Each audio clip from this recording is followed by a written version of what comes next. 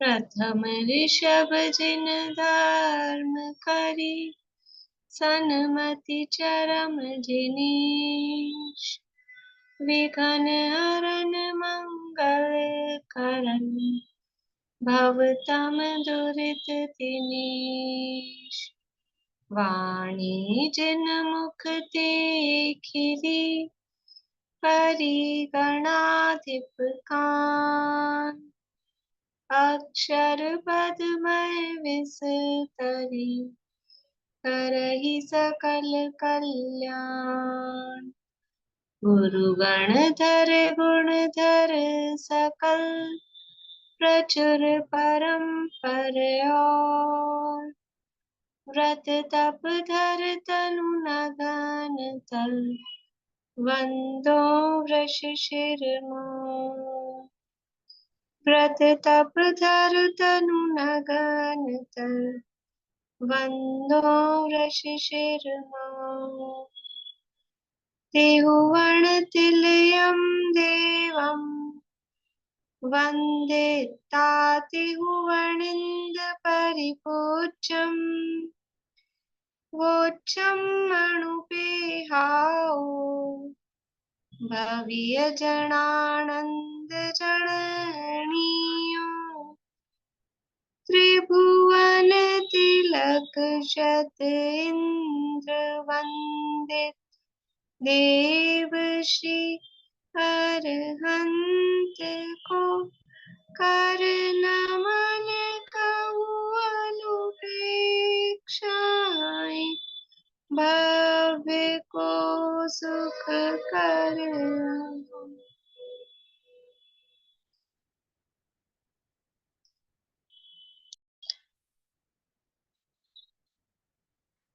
कार्तिकेय अनुप्रेक्षा नामक ये ग्रंथ है। इसके अंतर्गत लोकानुप्रेक्षा की चर्चा अपनी चल रही है।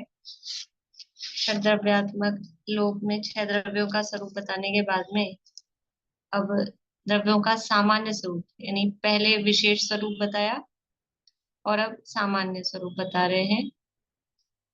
अलग अलग तरीका है, कहीं पहले सामान्य स्वरूप बताते हैं फिर विशेष स्वरूप बताते हैं। यहाँ आचार्य ने पहले विशेष विशेष मतलब द्रव्यों के भेद करके जीव पुद्गल धर्म धर्म आकाश सबका अपना अपना अलग अलग स्वरूप बताया। इसके बाद जो कॉमन व्यवस्था है द्रव्यों की, किस तरह से द्रव्य गुण पर्याय की क्या व्यवस्था है, द्रव्य की फॉर्मेशन कैसे है, जिस द्रव्यों के समूह का नाम विश्व है, उस द्रव्य का अंतरंग संरचना कैसी है, वो किससे मिलके बना है। वो जो द्रव्य है वो या वस्तु है वो द्रव्य गुण पर्यायात्मक है, या जो द्रव्य है वो द्रव्य गुण पर्यायात्मक है, उत्पाद व द्रव्य स्वरूप है, ऐसा यहाँ पर बता रहे हैं। और उनमें कथनचित भिन्नता भी है और कथनचित अभिन्नता है।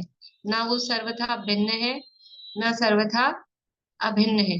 अभिन्न तो है ही, लेकिन भाव स्वरूप से उनमें जो भी भिन्नता दिखाई देती है अलग अलग, नहीं तो बताएं कैसे कि ये अलग है वो अलग है, सर्वथा ही एक हो।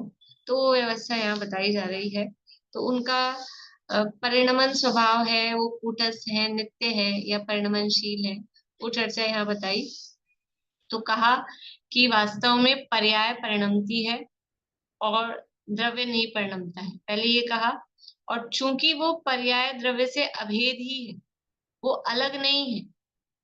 देखो ये उंगली इस हाथ में है, उंगली है वो हाथ में ही है ना, ये उंगली मुड़ी, ये उंगली मुड़ी तो हाथ मुड़ाया हिलाया नहीं हिला, क्योंकि इससे अभेद है।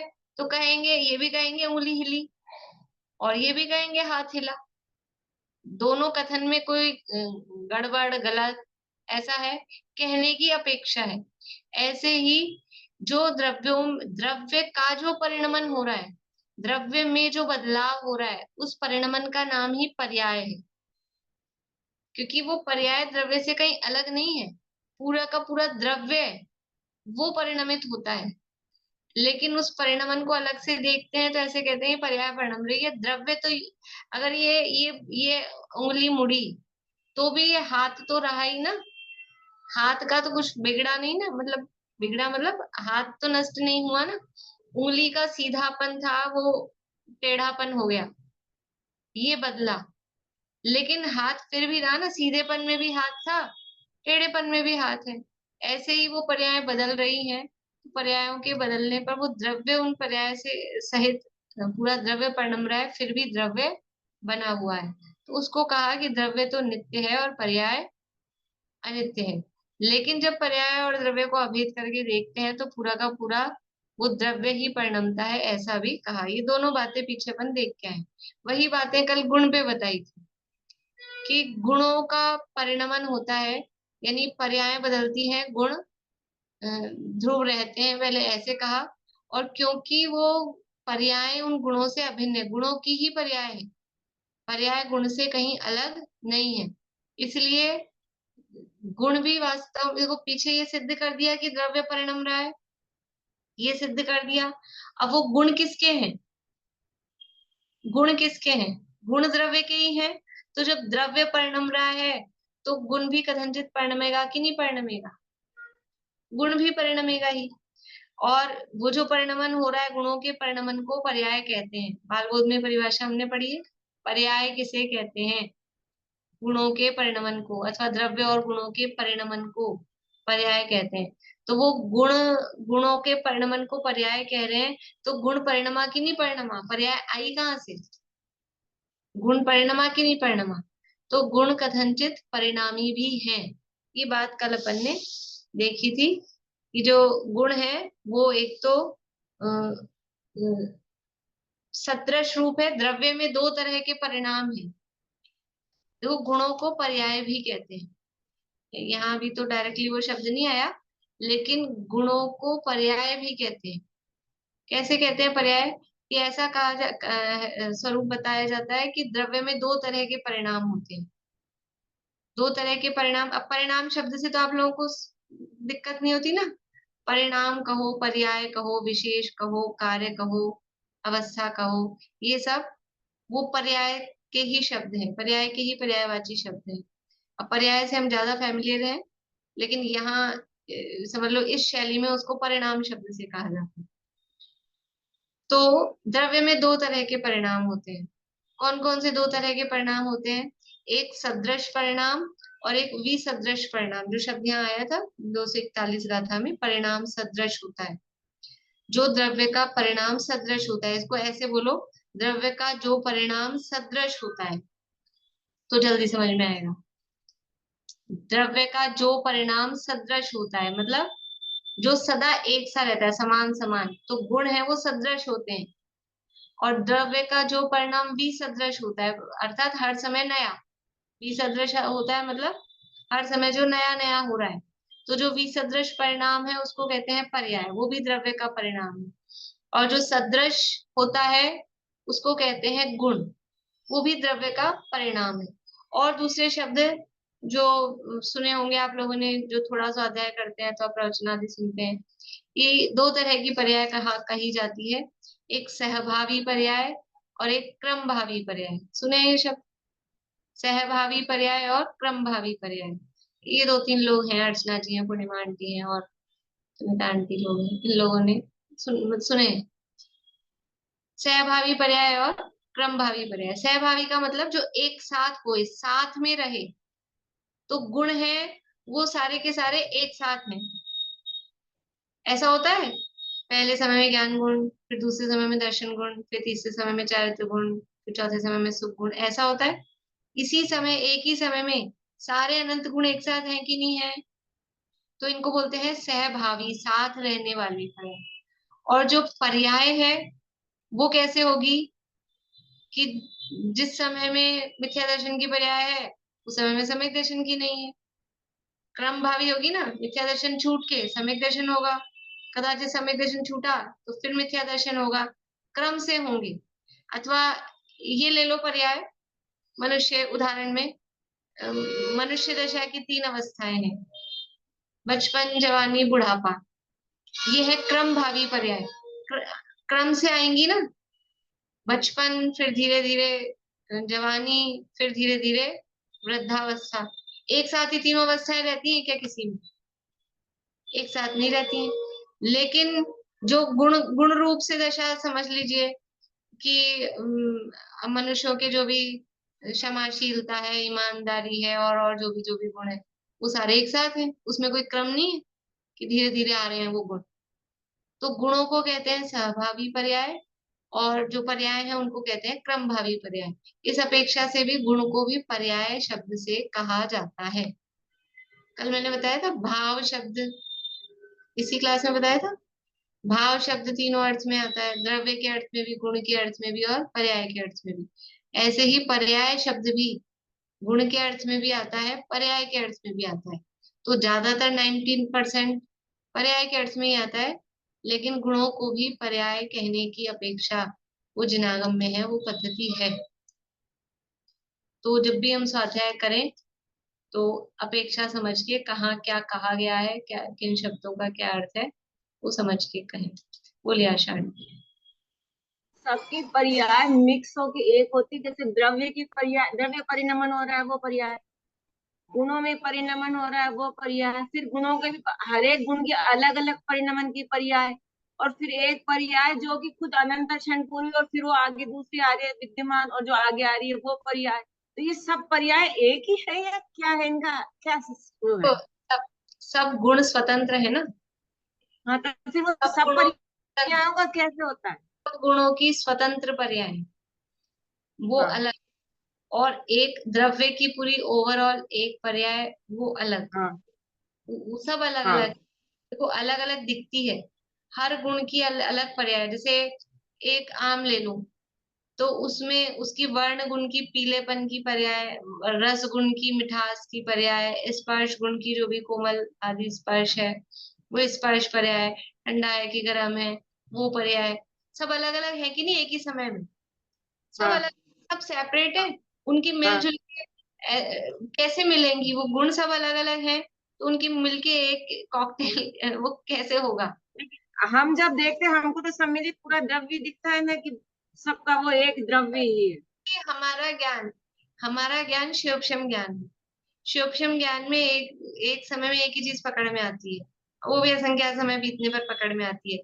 तो हमारा ज्ञान मुख्य गौण करके जानता है, इसीलिए ये श्रुत ज्ञान में मुख्य गौण की व्यवस्था है। हम एक समय में एक ही चीज को हाईलाइट कर पाते हैं।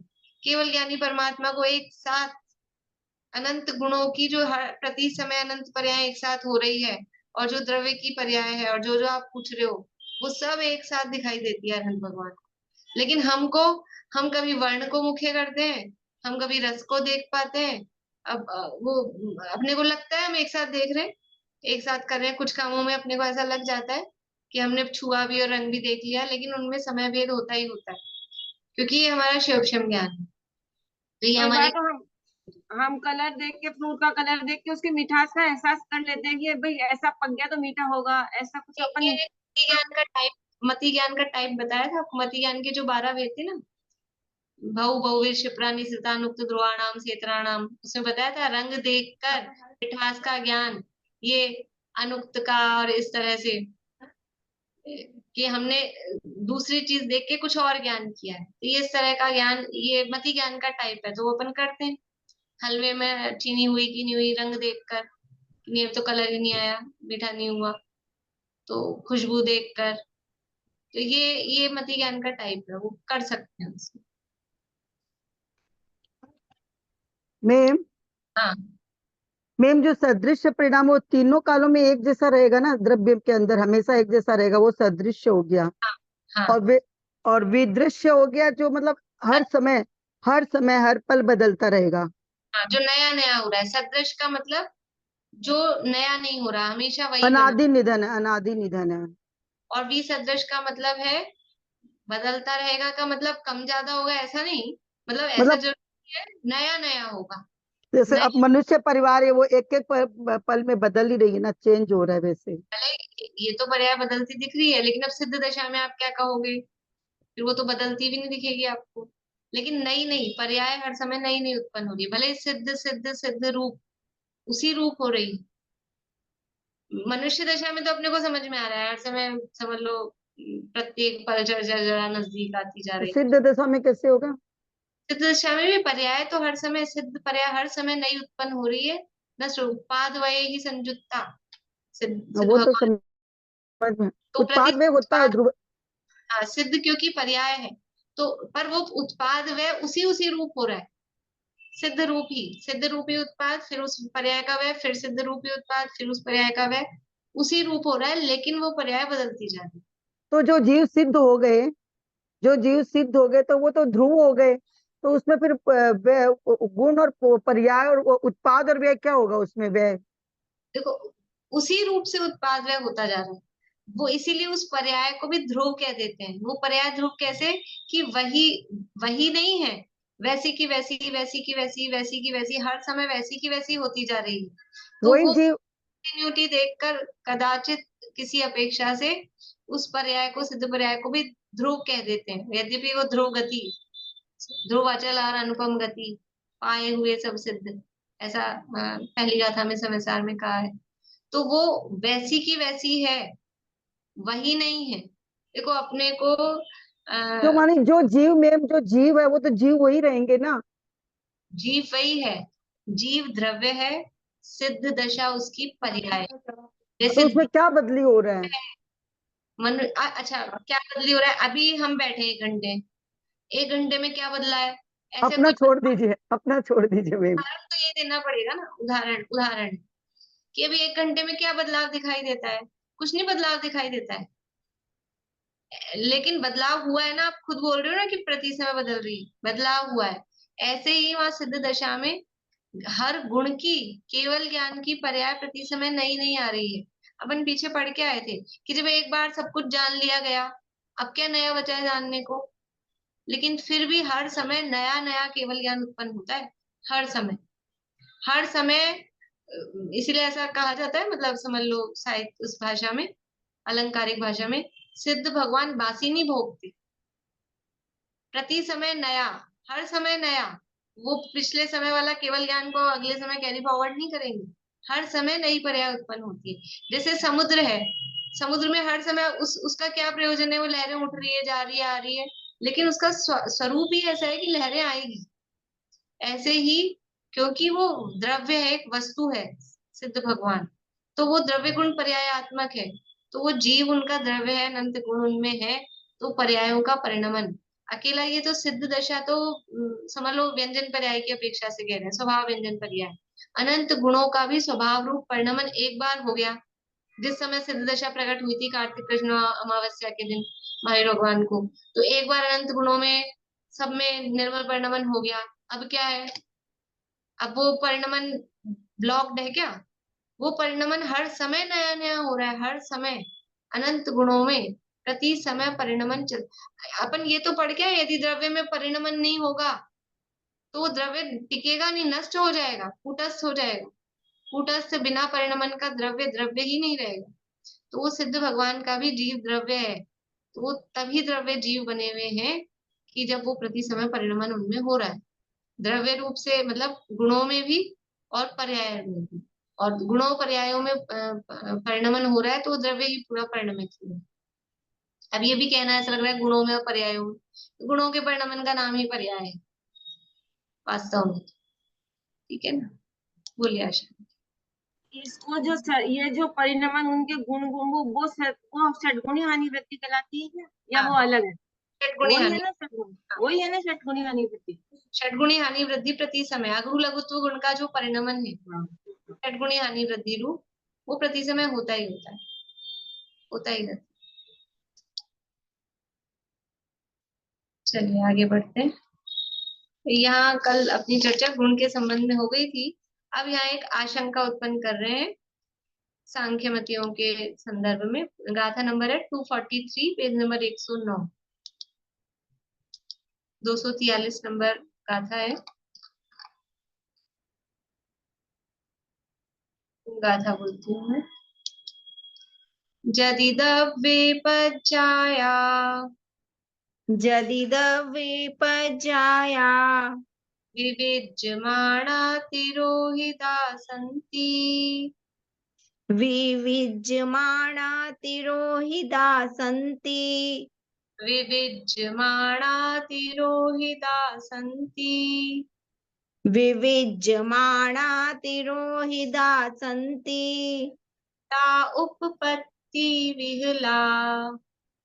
ता उपपत्ति विहला। पढ़िपिह दे देवदत्तिव। पडिपिः देवपदत्तेव।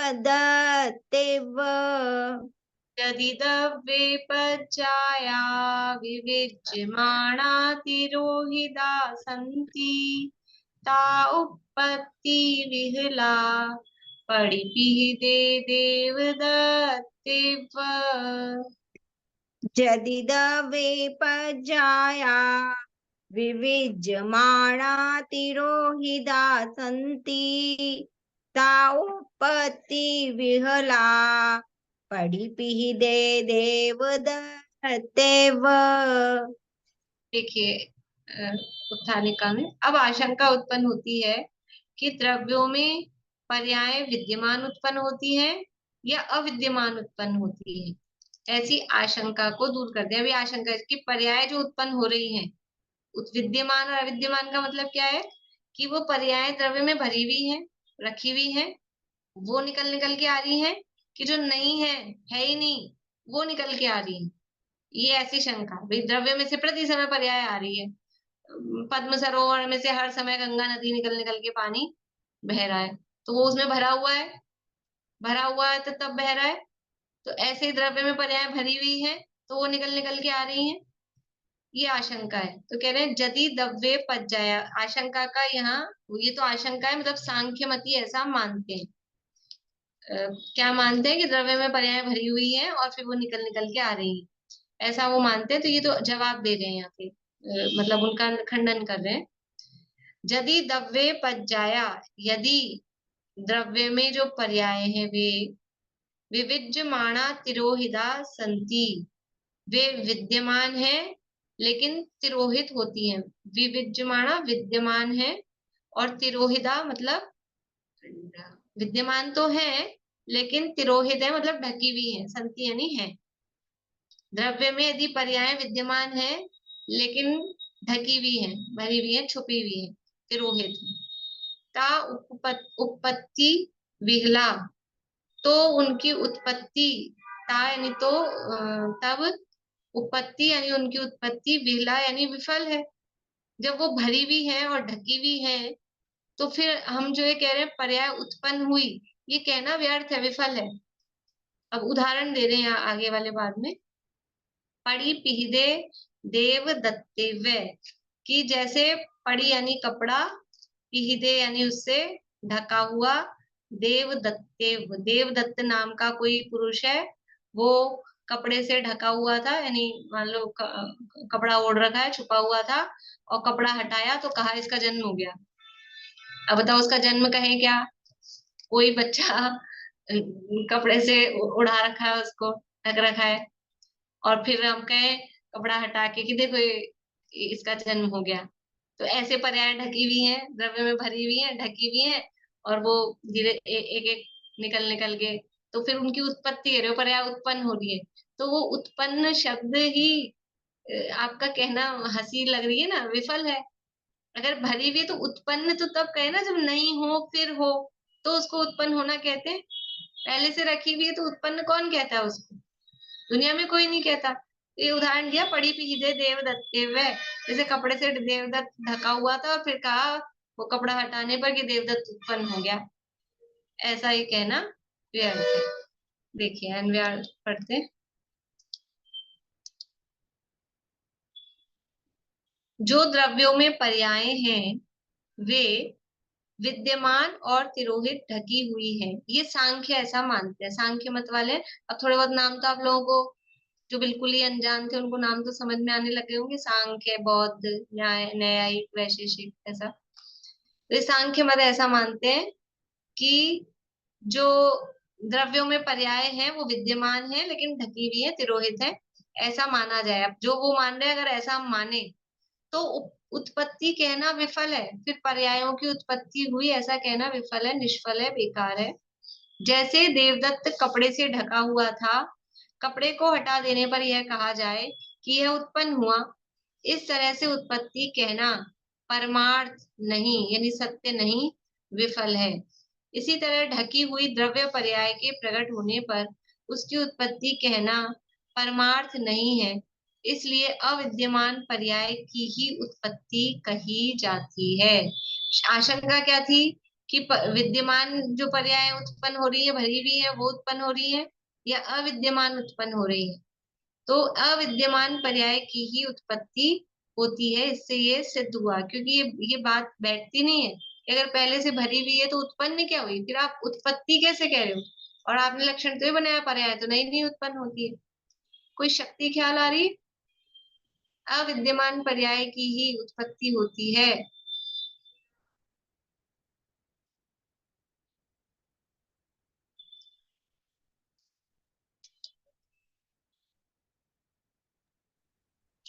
अ,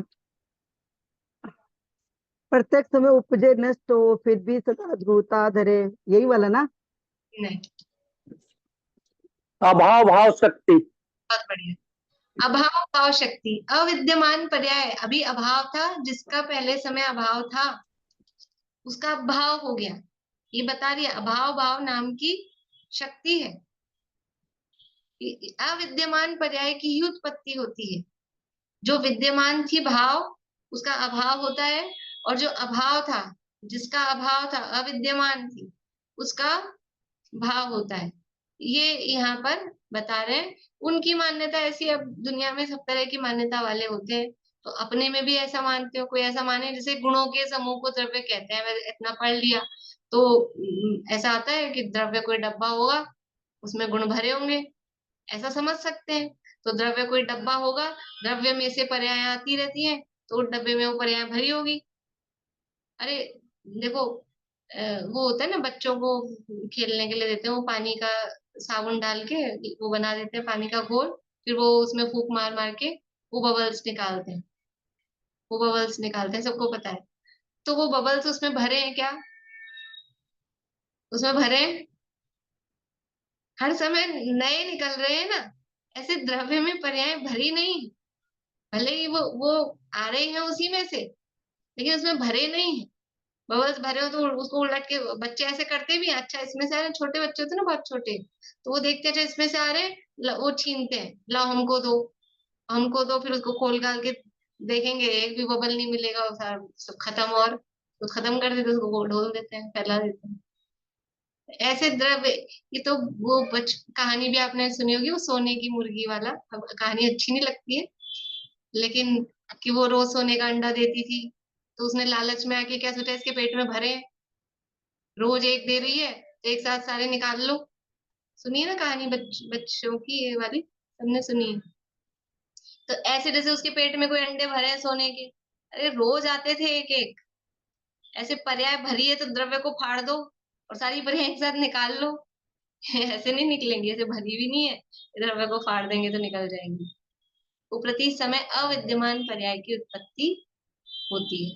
तो अभी वो ऐसी मान्यता वालों का मतलब ऐसे हंसी आती है कि ऐसी कैसी कैसी मान्यताएं लेकर बैठे हैं दुनिया में लोग, जो तर्क से ही, थोड़े से तर्क से ही वो निराधार सिद्ध होती है। देखिए आगे,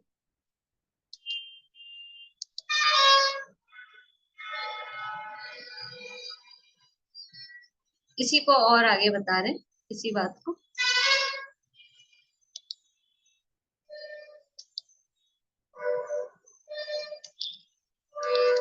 सव्वाण पचयाणम,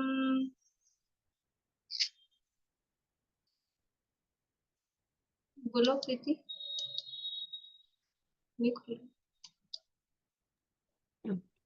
सव्वाणपज्ययाणम् अविद्यमाणान होदि उत्पत्ति, अविद्यमानान् होदि उत्पत्ति कालाईलधिये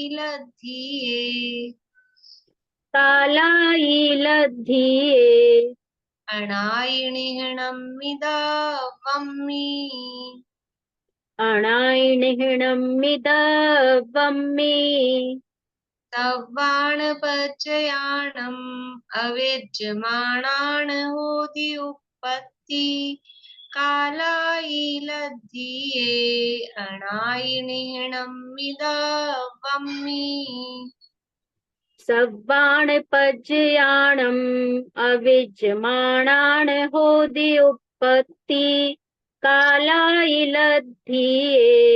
अणायिणहिणम् मिदवम्मि। देखिए, सव्वाण पज्जयाणम, सव्वाण यानी सब, पज्जयाणम पर्यायों की, अविद्यमाणान जो अविद्यमान है, होदी यानी होती है, उत्पत्ति यानी उत्पत्ति, कालाई लब्धिये, ये शब्द थोड़े आगे पीछे जुड़ेंगे, अभी अर्थ देख लेते हैं। कालाई लब्धिये यानी काल आदि लब्धि से, काल आदि लब्धि मतलब जब उनका काल आता है, काल लब्धि काल की प्राप्ति से, काल लब्धि जो 5 समवाय में काल लब्धि नाम का समवाय है, तो जब उनका टाइम आता है, कालाई लब्धि है, काल लब्धि से आने पर, अनाई निहणम्मी अनादि निधन, दव्वम्मी यानी द्रव्यों में, अनाई निहणम्मी दव्वम्मी अनादि निधन द्रव्यों में, कालाई लब्धिये कालादि लब्धि से, सब सव्वाण अविद्यमान पज्जयाणम सब जो अविद्यमान पर्याय हैं उनकी उत्पत्ति होती, उनकी उत्पत्ति होती है। यानी जितने भी द्रव्य हैं अनादि काल से लेके अनंत काल तक जो भी द्रव्य है और उनमें जो भी पर्याय उत्पन्न हो रही है, वो उनका काल आने पर अपने काल को प्राप्त कर कर अविद्यमान पर्याय की ही उत्पत्ति होती है। कोई भरी भी है और निकल के आ रही हैं ऐसा नहीं है। ठीक है, वो पिछली भी अपन ने गाथा का पद्यानुवाद नहीं पढ़ा और इसका भी दोनों का पढ़ते हैं। पूर्णिमा आंटी पिछली गाथा पढ़िए आप। जरिदा बेपज हिंदी वाला दोनों दोनों। जरिदा बेपज्याया विविच्यमाना तिरोहिदा सन्ति ता उपपत्ति बिहिला पढ़ि पिदे देवदत्तेब। पढ़ी यदि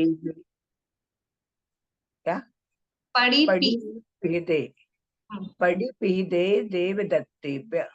यदि दीप्तिमान ढकी हुई पर्याय हो सब द्रव्य में, उत्पत्ति उनकी विफल है ज्यों वस्त्र पहने व्यक्ति में। चलिए अगली गाथा आप पढ़िए।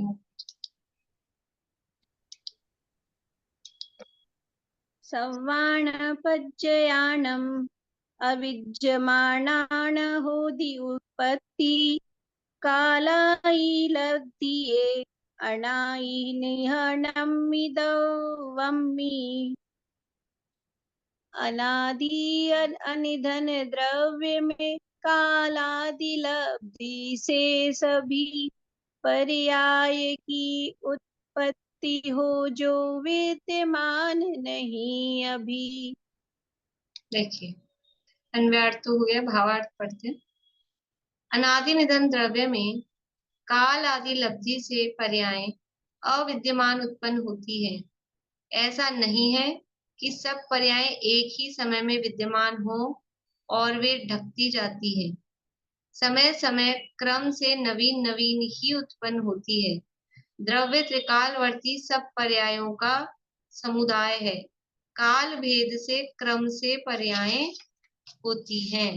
वो जो द्रव्य की पर्याय उत्पन्न होती है, ऐसे इस तरह के प्रश्न अन्य ग्रंथों में भी किए कि पर्याय उत्पन्न हुई और नष्ट हुई, फिर वो कहाँ गई? पर्याय उत्पन्न हुई फिर वो नष्ट हुई तो कहाँ गई? डस्टबिन होता है क्या कोई उनको इकट्ठा करने का? जाती कहाँ है? कहाँ जाती हैं? तो कहा वो द्रव्य रूप ही हो जाती है। समुद्र में से लहर उत्पन्न हुई और फिर निकली, नष्ट हुई, तो फिर कहाँ गई? समुद्र बन गई, समुद्र रूप हो गई। जो पर्याय द्रव्य में त्रिकाल, ये जो शब्द है ना, द्रव्य त्रिकालवर्ती सब पर्यायों का समुदाय है। तो इसका सीधा सा अर्थ तो क्या लग रहा है कि द्रव्य में तीनों काल की सारी पर्याय भरी हुई है, समुदाय है ना। तो फिर जाके खोजो, द्रव्य में ढूंढो, तो ढूंढने पर मिलेगी क्या ऐसे कि वो पर्याय रखी हुई मिलेगी भूतकाल की पर्याय? वो द्रव्य रूप हो गई। जो पर्याय उत्पन्न हुई थी वो पर्याय विलय को प्राप्त हुई, तो अब उस पर्याय को ढूंढो। अब वो पर्याय रूप से नहीं मिलेगी, वो समुद्र बन गई। पर्याय उत्पन्न हुई थी तो हम उसको पर्याय कह रहे थे, लहर, लहर को पर्याय कह रहे थे, लहर कह रहे थे। अब वो सब वापस जब विलीन हुई तो वो क्या हो गई, कहाँ गई? कोई लहर आती है एकदम से, अब कोई कोई समझ लो इस तरह से अपन देखना चाहो, दिखाना चाहो, देखो कैसी लहर है, किस तरह की, और 1 मिनट में वो तो गई, कहाँ गई? इस समुद्र में गई, तो चलो समुद्र में डूबते हैं अंदर ढूंढने के लिए, तो मिलेगी नहीं? मिलेगी, वो द्रव्य रूप हो जाती है। तो वो द्रव्य रूप हो गई, इसलिए कहा द्रव्य त्रिकालवर्ती सर्व पर्यायों का समुदाय। समुदाय का मतलब है जो पर्याय उत्पन्न हुई और जो उत्पन्न हो गई, तो भूतकाल की बता रही हूँ मैं, कि भूतकाल की जो जो पर्याय हो रही है या प्रति समय हो रही है, वो सब द्रव्य रूप हो रही है। और भविष्य की पर्याय, भविष्य की पर्याय कहीं बाहर से आएंगी, द्रव्य में से ही आएंगी, तो उसके लिए कह दिया भरी भी नहीं है, वो अभी द्रव्य रूप है। और प्रति समय अपने काल लब्धि से जिस समय जो पर्याय आनी है, देखो ये कालाई लब्धि जुत्ता कह के ये क्रमबद्ध को भी यहाँ पे दिखा रहा है कि जिस समय जो पर्याय आने वाली है वो उस समय आएगी। कालाई लब्धि जुत्ता, सब अपनी काल लब्धि से, काल लब्धि से द्रव्यों का परिणमन जिस समय जो होना है वो उस समय होगा।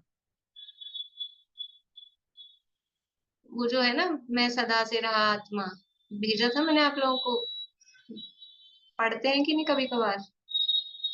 उसको याद कर लीजिए, अच्छा है बहुत। कब भेजा था मैंने? मई जून की बात है, जिनको अब ख्याल नहीं है तो पीछे जाके देखना आप लोग। तो उसमें लास्ट जो स्टेंजा है, परिणामन का समय क्रम भी निश्चित रहे, काल लब्धि से होते हैं परिणाम सब। ये शब्द आया ना काल लब्धि, वो उसमें है, इसलिए मुझे याद आ गया। काल लब्धि से होते हैं परिणाम सब, आ गए सर्व ज्ञात, आ गए ज्ञान में सर्व ज्ञाता के सब, मेरी चिंता से होता कहीं कुछ नहीं। सर्व ज्ञाता सर्वज्ञ भगवान के ज्ञान में सब आ गए, जो पर्याय होनी है वो सब काल लब्धि के अनुसार उनका परिणमन होगा। केवली भगवान के ज्ञान में सब आ गया है, अब अपन चिंता करते बैठते रहते हैं, क्या होगा क्या होगा क्या होगा। अपनी चिंता से कुछ होता है? मेरी चिंता से होता कहीं कुछ नहीं, सब निश्चित है। परिणमन का समय क्रम भी निश्चित रहे, तो ये कालाई लब्धि जुता, हम कोई पर्याय को पहले लाना चाहते हैं, हम कोई पर्याय को हटाना चाहते हैं, हमारे हटाने से हटेगी नहीं, हमारे लाने से लाएगी नहीं, क्योंकि वो तो एक समय की है, अपने आप ही जाने वाली है। जब तक हम ये विचार करते हैं ना इसको हटाएं, तब तक तो नहीं आ जाती है, वो चली जाती है। हम हमारे करने से होता नहीं है, करने से नहीं होता है, चिंता करने से तो बिल्कुल ही नहीं होता है। इसलिए क्यों चिंता करें, किसकी चिंता करें, क्या चिंता करें? फिर भी होती है, आई बलियो मोह महप्पो, फिर भी चिंता होती है, ये मोह का महात्म्य। इसलिए मतलब, इसलिए ये रटने की मतलब अंदर उतारने की, रटना शब्द में ऐसा बोल रही हूँ, ये घोकने की, इसका अनुप्रेक्षा और आमनाय करने की कितनी अधिक आवश्यकता है, कि ये सब हमारी चिंता से कुछ नहीं होगा। और ये पढ़ते सुनते समझते समझते भी चिंता होती रहती है, तो और इस डोज को बढ़ाना चाहिए। डोज यही है, दवा यही है, दवा यही है। अभी इफेक्ट नहीं आ रहा है तो क्या करना है? डोज बढ़ा दो, दवा तो यही, डोज बढ़ानी, अपने विचारधारा को और उस तरफ ले जानी।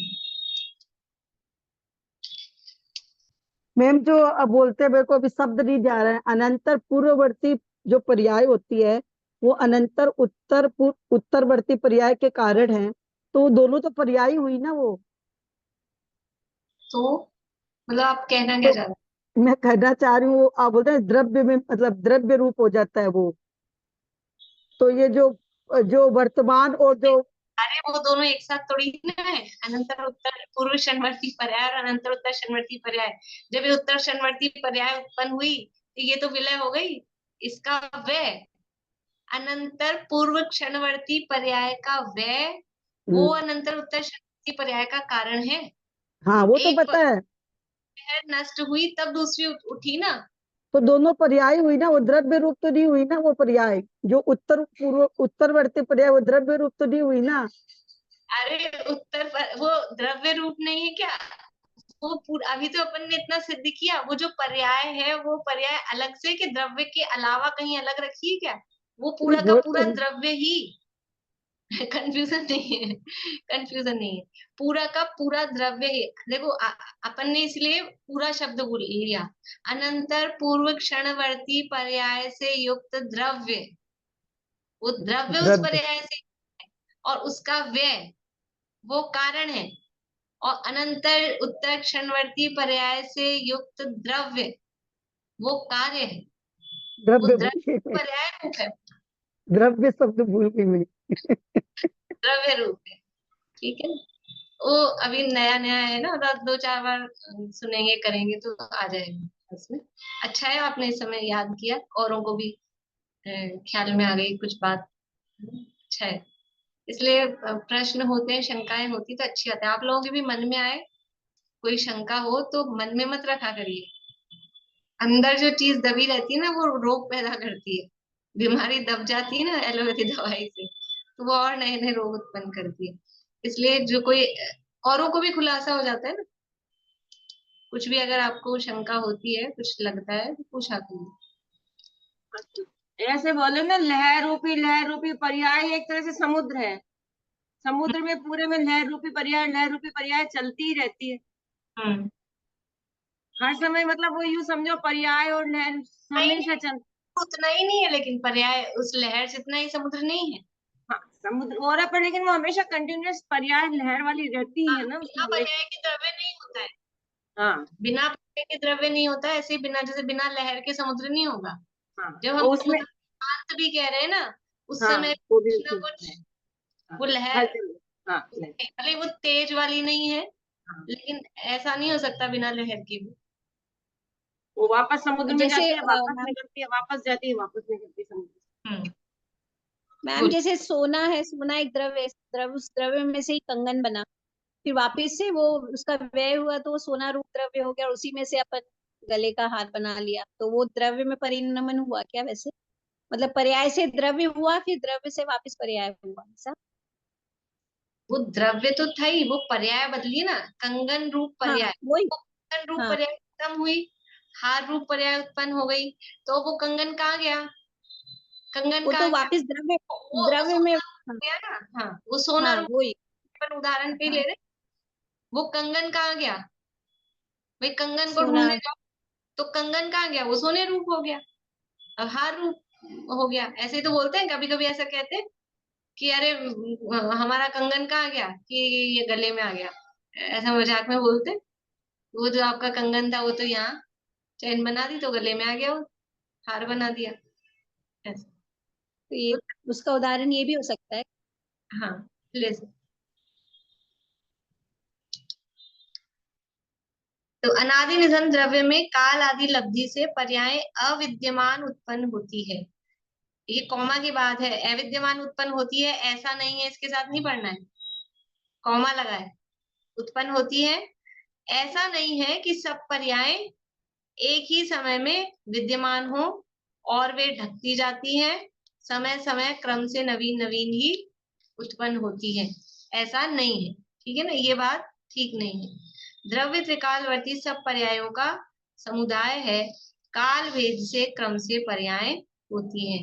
यानी द्रव्य है वो पर्यायों का जनक है, पर्याय उसमें से उत्पन्न होती रहती है प्रति समय, जब जिस पर्याय का काल आता है, समय आता है, तब वो पर्याय उत्पन्न होती है। इस तरह से ये पर्याय उत्पन्न होती रहती है। अब आगे द्रव्य पर्याय के कथनचित भेद और कथनचित अभेद, तो ये नया एक मत का निराकरण इसमें करेंगे। आगे चर्चा फिर अपन अभी नहीं उठाते हैं, फिर अधूरी रहेगी, तो एक साल अगले सेशन में फिर इसको लेंगे। बोलो आगे। भाभी जो पुद्गल का सबसे छोटा अंश है अणु, वो भी पर्याय रूप है फिर? नहीं, अणु तो पुद्गल द्रव्य है। अणु की पर्याय होती है कि नहीं होती? अणु अणु में, की? अणु में स्पर्श रस गंध वर्ण है गुण, उनमें परिणमन होता है। और वो अणु अपने आप में, मतलब अणु स्कंध रूप बना, किसी स्कंद में जाके जुड़ा, तो वो पूरे द्रव्य के रूप अवस्था में उस अणु की वो पर्याय, और उसके गुणों का परिणमन अलग। तो अणु में भी पर्याय होती है। अणु शुद्ध तो पुद्गल। तो अपन ऐसा कह सकते हैं, शुद्ध द्रव्य जो परिणमन होता है वो उसी रूप होता है। जिसे सिद्ध भगवान को लिया अपन ने, वो भी उसी रूप पर्याय उत्पन्न होंगी, उनमें भी कोई भेद नहीं आता। ऐसे ही अणु में भी कोई भेद नहीं आएगा। भेद मतलब अणु की अणुरूप अणुरूप, ऐसा कहना चाह रही हो? हाँ, तो हाँ। वो अणुरूप ही है, ऐसा कह सकते हैं इसको, उस रूप, इस तरह से।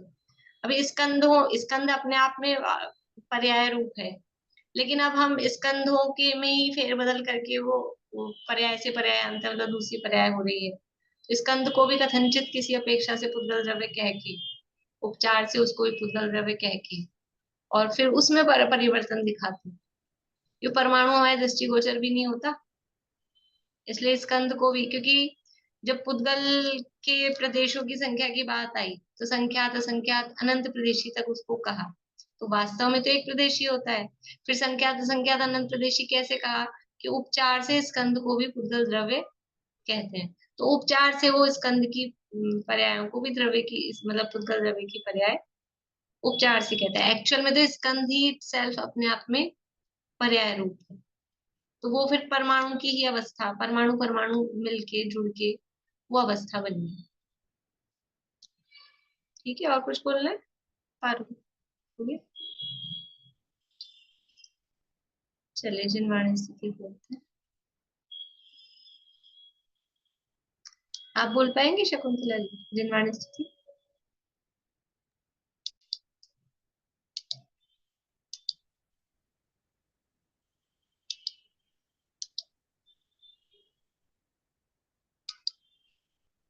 बातों आवे न जग की कदापि, चमत्कार लख कर नहीं मोड़ी होवे। अरे पर की निंदा प्रशंसा स्वयं की, करके समय शक्ति बुद्धि न खोवे। चलित को लगावे सहज मुक्ति पथ में, व्यवहार सबसे सहज प्रेममय हो।